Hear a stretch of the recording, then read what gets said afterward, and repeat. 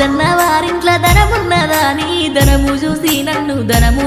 నన్ను దారవోసినవా ధనము చూసి నన్ను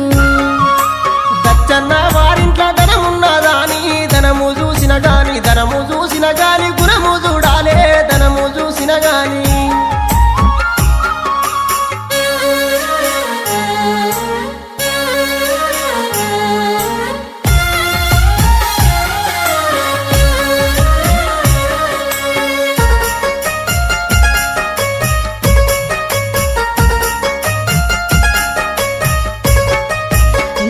వంకాయ కూర తిన్నావా తండ్రి నల్లమొక